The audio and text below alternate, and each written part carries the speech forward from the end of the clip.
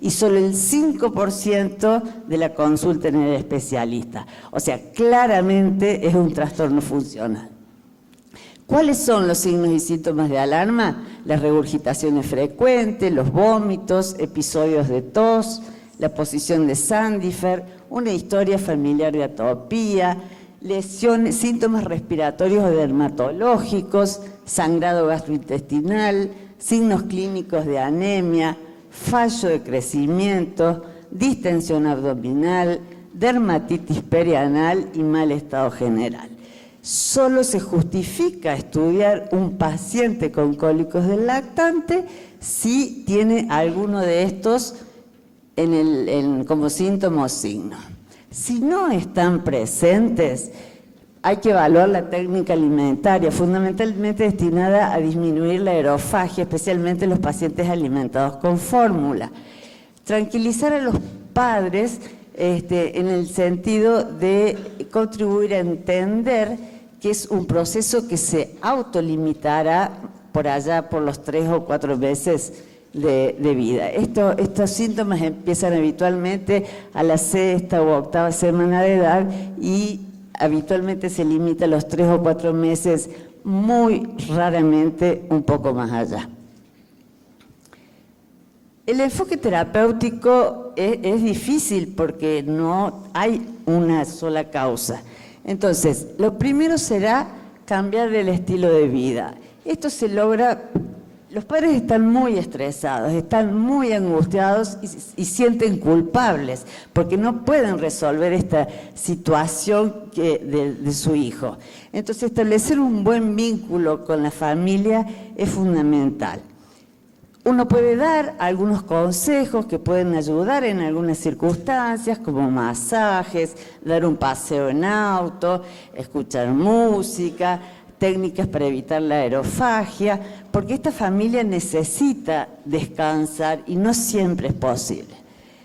En relación a las recomendaciones nutricionales, sin lugar a duda, la recomendación más importante es la lactancia materna. La lactancia materna, la leche de madre, aporta oligosacáridos, que son prebióticos, que favorecen una vida saludable. Además, factores inmunomoduladores que van a permitir una maduración. Los mayores cambios de fórmula se vean con los cólicos. Y entre una de las hipótesis es la alergia a la proteína de leche de vaca. Hay un artículo reciente que habla del controvertido rol que juega la alergia alimentaria en el cólico infantil y concluye que si no hay otros síntomas como puede ser diarrea, constipación, distensión abdominal, sangrado intestinal o eczema, no tendría indicación un hidrolizado extenso. Si aparecieran alguno de estos síntomas, se podría hacer una investigación breve de supresión de leche de vaca y ver la respuesta.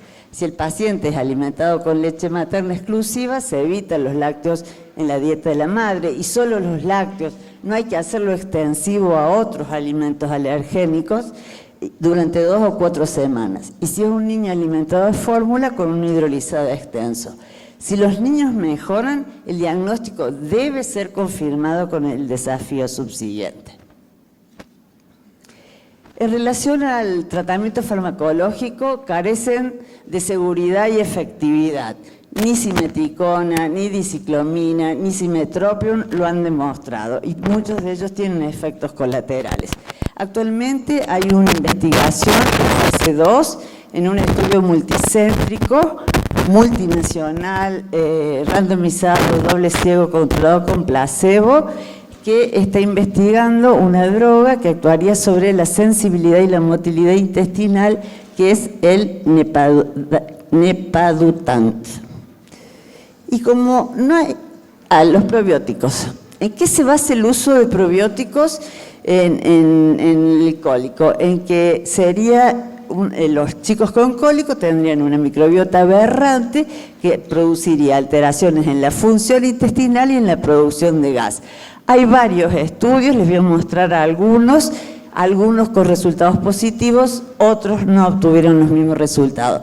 Uno de los primeros es el de Sabino, este es del 2010, que es con 40 y pico de pacientes, es randomizado, controlado con placebo, se administra en niños con alimentación materna exclusiva, el lactobacilo reuteri, 10 a la 8 unidades formadoras de colonia durante 21 días en una dosis diaria, y se mide el tiempo diario de llanto, el tiempo total de llanto y los cambios en la microbiota intestinal a los 7, a los 14 y a los 21 días.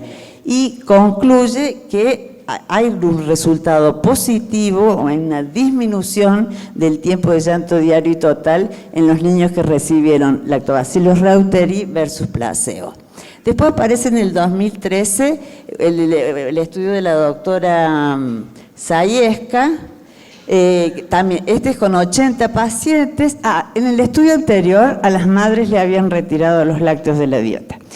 En este estudio, pacientes con alimentación materna exclusiva o mixta, igual, se administra de la misma forma el lactobacillus y se obtiene la conclusión es que tiene un efecto beneficioso en los chicos que recibieron lactobacillus.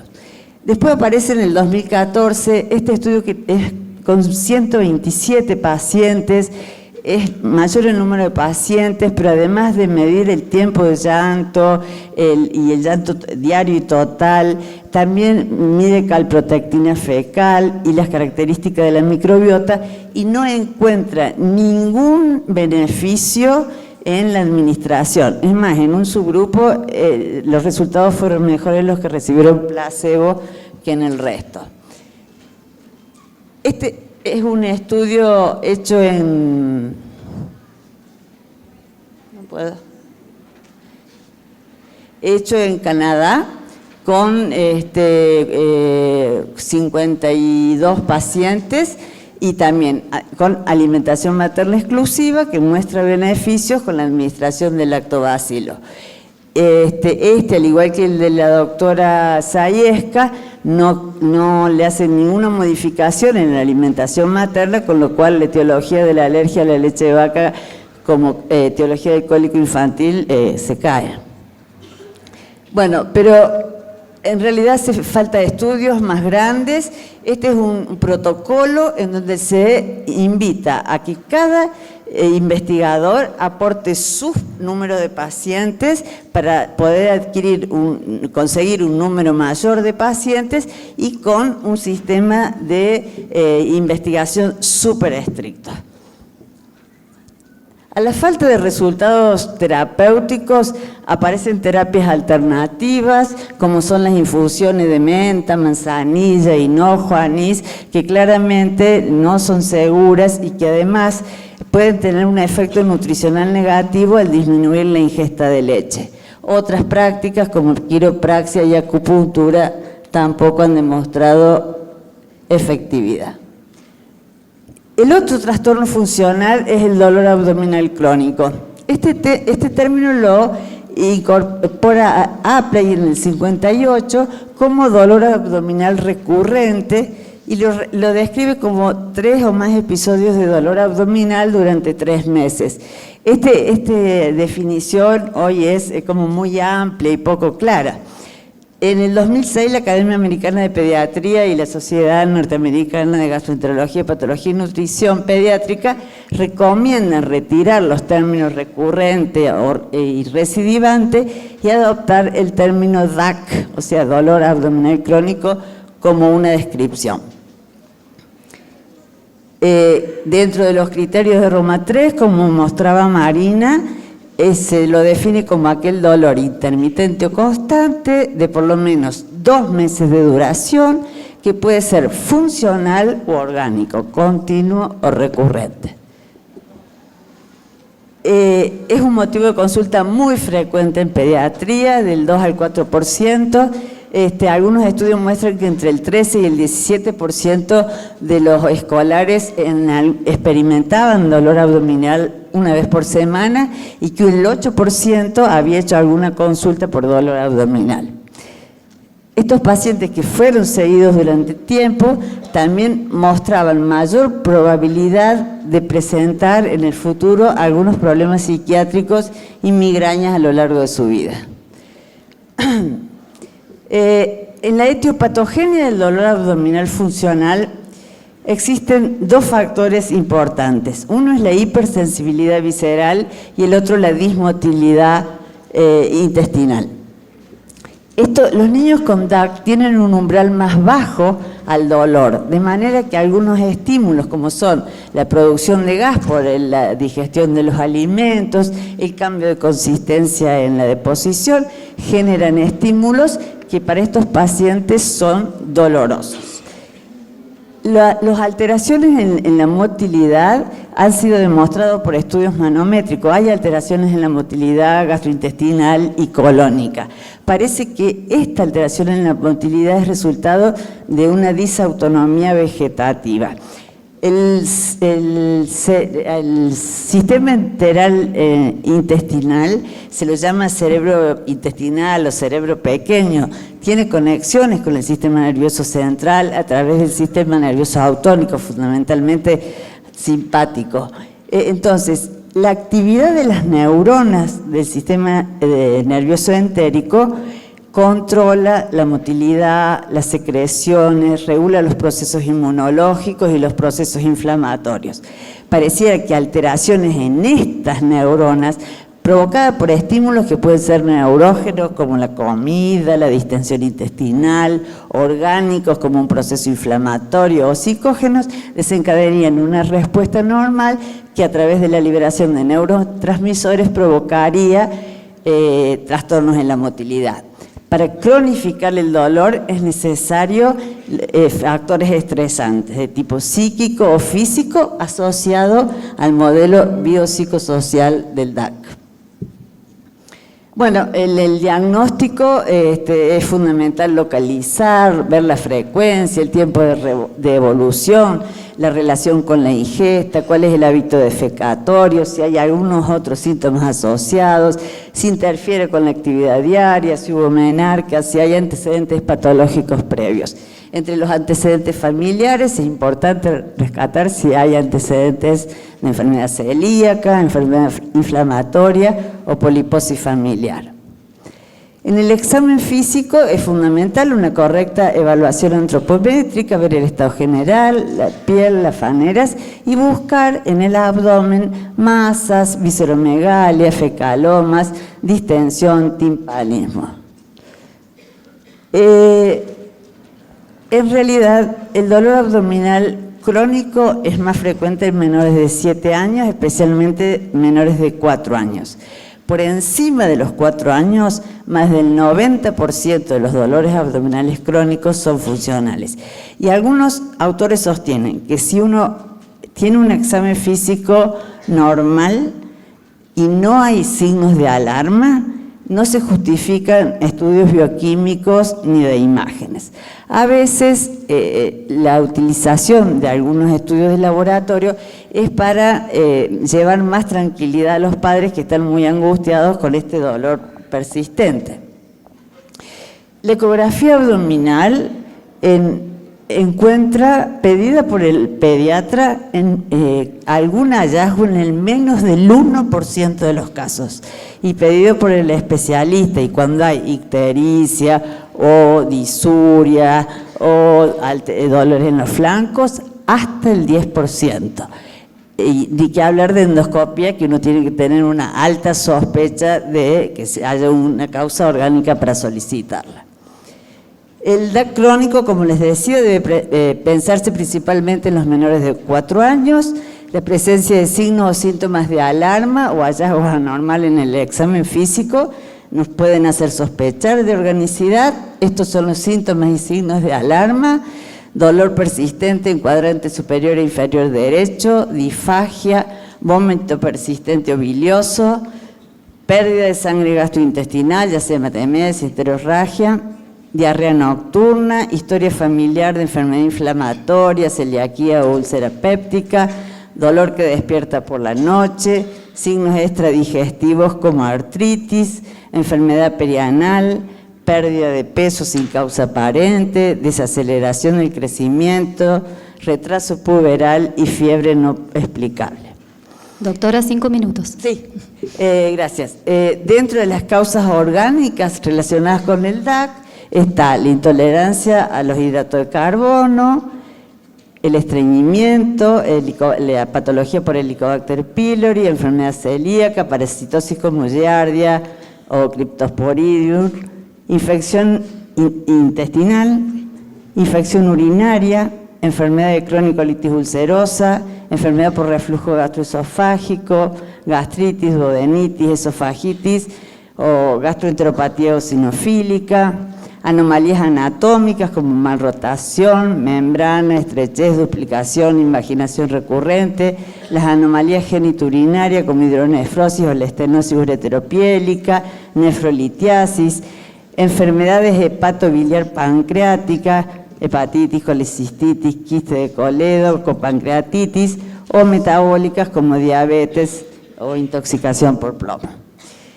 Entonces, descartado lo orgánico, el DAC funcional por encima de los 4 años es la causa más frecuente, se asocia con síntomas gastrointestinales crónicos o recurrentes que no se pueden explicar por alteraciones estructurales, bioquímicas o metabólicas, como decía Marina recién. Constituye un amplio espectro de síntomas clínicos, por Roma 3 incluye dispepsia funcional, síndrome intestino irritable, migraña abdominal, dolor abdominal funcional y el síndrome de dolor abdominal funcional. La dispepsia funcional, esto está claramente acordado en los criterios Roma 3, una vez por semana, 2 meses antes del diagnóstico, como un dolor o molestia epigástrica persistente o recurrente, que no se modifica con las deposiciones ni se alivia, y en ausencia de procesos neoplásicos metabólicos inflamatorios. El síndrome de intestino irritable debe incluir una vez por semana, 2 meses antes del diagnóstico, molestia abdominal o dolor asociado a 2 de los siguientes por lo menos el 25% del tiempo. Alivia con las deposiciones, se inicia con un cambio en la frecuencia o en la consistencia o en la forma de las deposiciones. La migraña abdominal 2 veces debe incluir todos los siguientes 2 o más veces en los últimos 12 meses.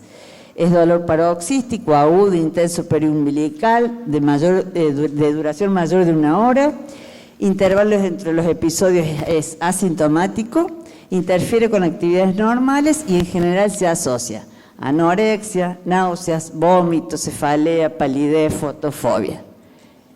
El dolor abdominal funcional, una vez por semana, igual 2 meses antes del diagnóstico, debe incluir dolor abdominal episódico continuo y que no reúna los criterios suficientes para otro de los trastornos funcionales. Y el síndrome con pérdida del funcionamiento diario, síntomas somáticos adicionales como dolor de miembros, cefalea, dificultad para dormir. El tratamiento del DAC orgánico dependerá de la causa diagnosticada. El DAC funcional se hace un abordaje de asistencia biopsicosocial, modificaciones dietéticas, medidas farmacológicas en algunos casos, medidas psicosociales. Es importante por ahí poder identificar cuáles son los factores que desencadenan el dolor. Y para terminar, entonces, el origen orgánico del dolor abdominal crónico no es frecuente en niños, pero debe mantenerse un alto índice de sospecha, sobre todo en menores de 4 años. La detección de los síntomas y signos de alarma es fundamental para detectarlos. No es necesaria una evaluación diagnóstica adicional si el niño no presenta signos o síntomas de alarmas y se puede diagnosticar siguiendo los criterios de Roma 3. Es frecuente la persistencia de los síntomas a través de años de seguimiento y a veces no es posible aplicar un tratamiento específico porque no existe evidencia de su beneficio. Muchas gracias.